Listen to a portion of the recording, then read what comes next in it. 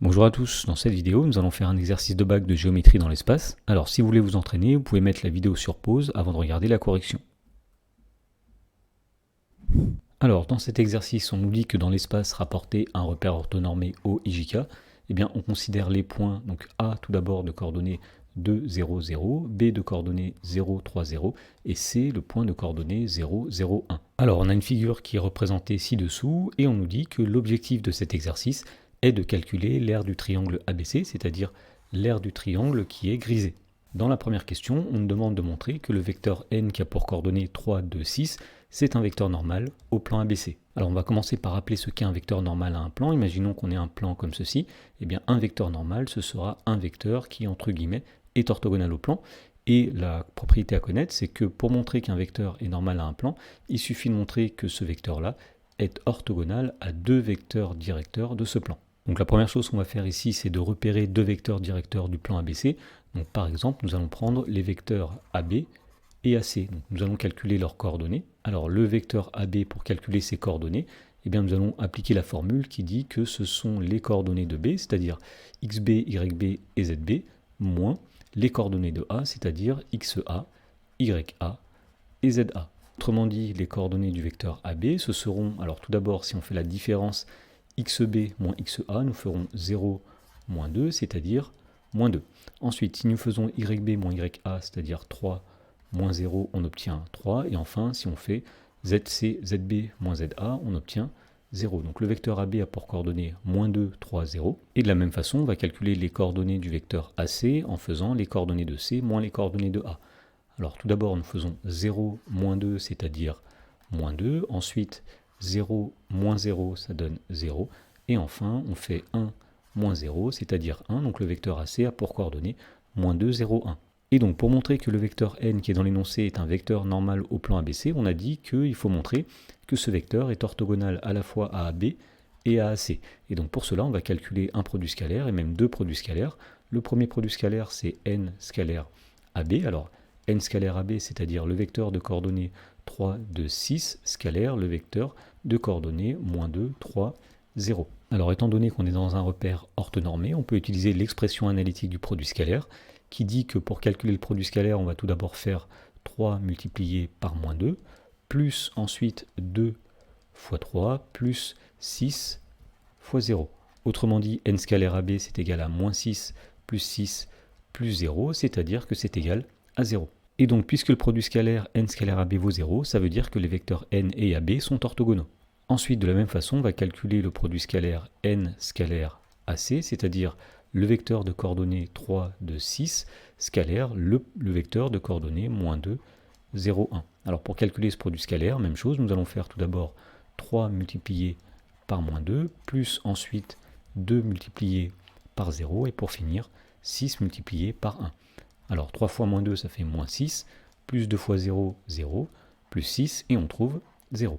Et donc, puisqu'on vient de démontrer que le vecteur n est orthogonal au vecteur AB et au vecteur AC, eh bien on a démontré que le vecteur n est orthogonal à deux vecteurs directeurs du plan ABC. Et donc on en déduit que le vecteur n, eh bien, c'est un vecteur normal au plan ABC.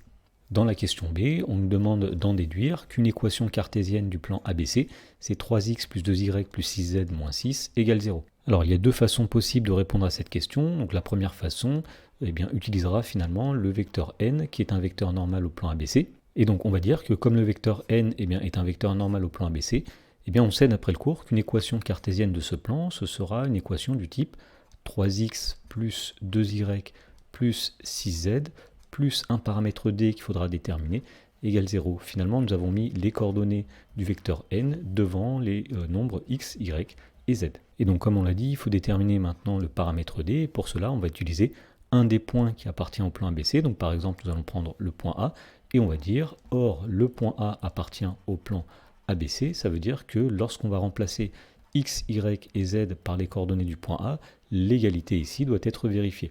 Autrement dit, 3 multiplié par l'abscisse de A, c'est-à-dire 2, plus 2 fois eh bien, le y de A, c'est-à-dire 0, plus 6 fois le z de A, c'est-à-dire 0, plus d doit être égal à 0. Autrement dit, nous avons 6 plus 0 plus 0 plus d qui doit être égal à 0. Autrement dit, le paramètre d est égal à moins 6.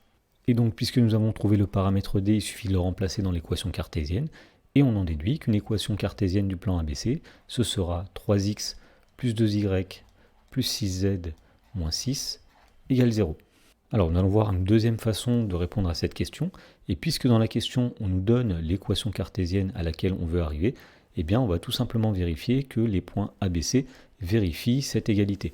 Donc tout d'abord, nous allons calculer 3xa plus 2ya plus 6za moins 6, et on va essayer de voir si ceci est égal à 0.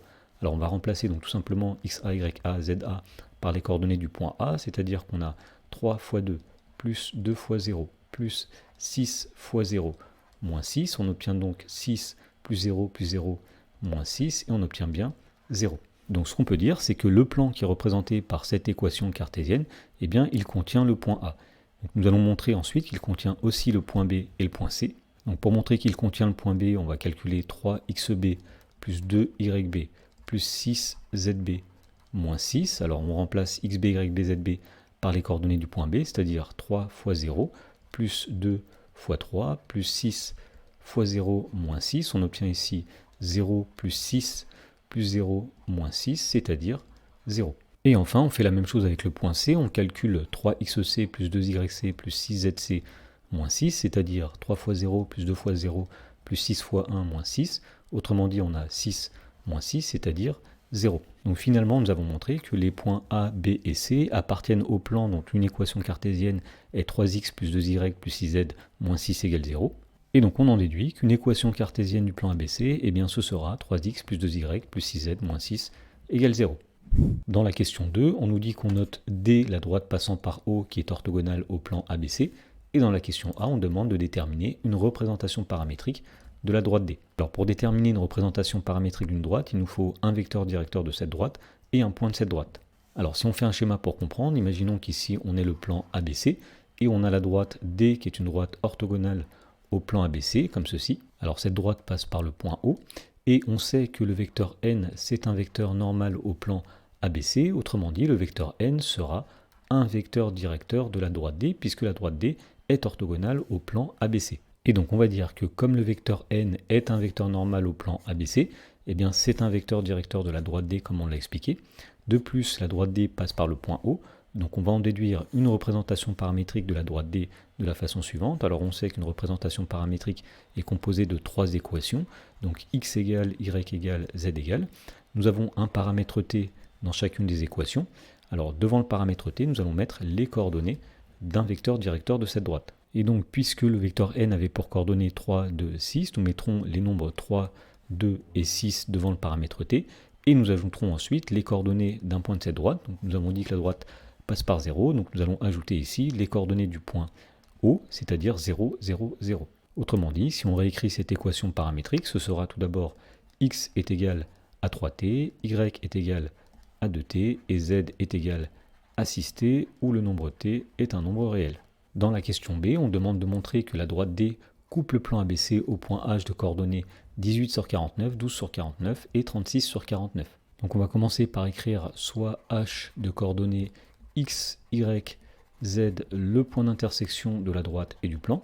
Et donc dire que le point H est l'intersection de la droite et du plan veut dire que les coordonnées de H vont vérifier tout d'abord l'équation paramétrique de la droite, que nous avons réécrit ici, c'est-à-dire que x est égal à 3t, y est égal à 2t et z est égal à 6t. Et ça veut dire aussi que les coordonnées de H vont vérifier l'équation cartésienne du plan ABC. Alors on rappelle que l'équation cartésienne du plan ABC, c'était 3x plus 2y plus 6z moins 6 égale 0. Et donc ce que nous allons faire ici, c'est essayer de déterminer la valeur du paramètre t en remplaçant x, y et z dans l'équation cartésienne du plan ABC. Autrement dit, dire que h appartient à l'intersection de la droite et du plan, ça revient à dire que 3 multiplié par 3t plus 2 multiplié par 2t plus 6 multiplié par 6t moins 6 est égal à 0. Et donc comme on l'a dit, nous avons remplacé x, y et z dans l'équation cartésienne du plan. Alors cette équation est équivalente à donc 3 fois 3t, c'est-à-dire 9t, plus 2 fois 2t, c'est-à-dire 4t, plus 6 fois 6t, 36t, moins 6 égale 0. Alors ceci est équivalent, donc 4 plus 36, 40, plus 9, donc 49t, moins 6 égale 0, et donc on en déduit que le nombre t est égal à, donc quand on passe le moins 6 de l'autre côté, on obtient 6, divisé par 49, et donc maintenant qu'on a trouvé le paramètre t, eh bien on va en déduire les coordonnées du point H en remplaçant t ici par la valeur 6 sur 49. Autrement dit, x sera 3 fois 6 sur 49, y ce sera 2 fois 6 sur 49, et z ce sera 6 multiplié par 6 sur 49. Alors 3 fois 6 sur 49, 3 fois 6, 18, donc 18 sur 49. Ensuite 2 fois 6 sur 49, c'est-à-dire 12 sur 49. Et enfin 6 fois 6 sur 49, c'est 36 sur 49. Et donc finalement, nous avons bien prouvé que le point H a pour coordonnées donc 18 sur 49, 12 sur 49 et 36 sur 49. Dans la question C, on demande de calculer la distance OH. Donc pour calculer cette distance, on va tout simplement appliquer une formule. Donc la distance OH, ce sera la racine carrée de XH moins XO au carré, plus YH moins YO au carré, plus ZH moins ZO au carré. Voilà, donc maintenant on va tout simplement remplacer XH, YH, ZH par les coordonnées de H, XO, YO, ZO par les coordonnées de O. Alors XH, on sait que c'est 18 sur 49, XO c'est 0, donc au carré, plus 12 sur 49 moins 0 au carré, plus 36 sur 49 moins 0 au carré. Alors 18 sur 49 moins 0 au carré, ça fait 18 sur 49 au carré, 18 au carré c'est 324, 49 au carré c'est 2401, plus 12 sur 49 au carré, ça va donner 144 sur 2401, et enfin 36 sur 49 au carré, ça va donner 1296 divisé par 2401. Voilà, donc maintenant on va calculer cette somme de fractions, donc on va faire 324 plus 144 plus 1296, c'est-à-dire 1764, divisé par 2401, donc la distance OH est la racine carrée de cette fraction, et donc c'est-à-dire la racine carrée du numérateur, la racine carrée de 1764, sur la racine carrée du dénominateur, c'est-à-dire la racine carrée de 2401. Alors la racine carrée de 1764, ça donne 42, la racine carrée de 2401, c'est 49, donc la distance OH vaut 42 sur 49, c'est-à-dire 6 sur 7. Dans la question 3, on nous dit qu'on rappelle que le volume d'une pyramide est donné par la formule V le volume, qui est égal à 1 tiers de la base B fois la hauteur H, où B est l'aire d'une base et H est la hauteur de la pyramide correspondant à cette base.